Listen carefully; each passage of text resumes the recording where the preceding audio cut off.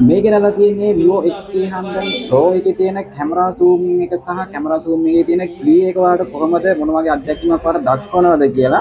ඉතින් මේකේ තියෙන zooming quality කොහොමද කියන ඒවා පොඩ්ඩක් experience ලබා ගන්න මොන වගේ clear එකක් අපිට හම්බ වෙනවද කියලා ඉතින් ඔයාලට මෙතනින් අදහසක් ගන්න පුළුවන්. සාපේක්ෂව S25 Ultra එක ගත්තොත් S25 Ultra එකේ මේ හා quality එක අනිවාර්යෙන්ම මට හම්බ වෙනවා කියලා කියන්න පුළුවන්. නමුත් මේකේ zooming quality අපි 100x වගේ දැම්මොත් එහෙම S25 Ultra එකට වඩා මේක හොඳ ක්ලියර් ක්වොලිටි එකක් වලට අනිවාර්යෙන් හම්බ වෙනවා කියලා ඔයාලට එක්ස්පීරියන්ස් ඇතිවම කියන්න පුළුවන්. ඔයාලට මෙතනින් අදහසක් ගන්න පුළුවන්.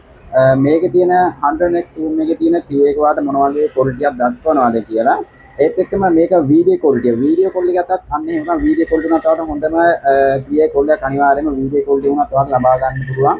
ඉතින් කැමරා පැත්තෙන් බලලා ඔයා ඩිවයිස් එකක් බලාපොරොත්තු වෙනවා නම් මේ වෙනකොට දැනට ග්ලෝබල් ගත්තොත් එම හොඳම ස්මාර්ට්ෆෝන් එකක් විදියට S25 Ultra එකත් එක්ක සාපේක්ෂව Vivo X300 Pro මොඩල් එක වලට අනිවාර්යෙන්ම හඳුන්වන්න පුළුවන්. එතකොට අපි S26 Ultra එක ගත්තොත් S26 Ultra එකත් එක්ක පොඩ්ඩක් සංසන්දනය කිරීමක් කරලා බලමු. මේක මේ වෙනකොට තාම ලංකාවේ තියා අපිට ග්ලෝබල් ලොන්ච් නැති නිසා. ඉතින් මට වීඩියෝ ක්වොලිටි උනත් එහෙම තමයි මේකේ වීඩියෝ ක්වොලිටි අනිවාර්යෙන්ම මට 8K වලින් බලාපොරොත්තු වෙන්න පුළුවන්. 8K 30fps දක්වා මේක මැක්සිමම් වීඩියෝ රෙසලූෂන් එකක් අපිට මේ ස්මාර්ට්ෆෝන් එකෙන් හම්බ වෙනවා. ඉතින් ඔයා හිතන විදිහට මේ ඩිවයිස් එක S26 Ultra එකත් එක්ක සාපේක්ෂව මොන වගේ තරංකාරී තත්ත්වයක් මේක දක්වයිද කියලා අනිවාර්යෙන්ම කමෙන්ට් එකක් දාන්න. මේකට හොඳ S26 Ultra ඩිවයිස් එකට හොඳ කියලා.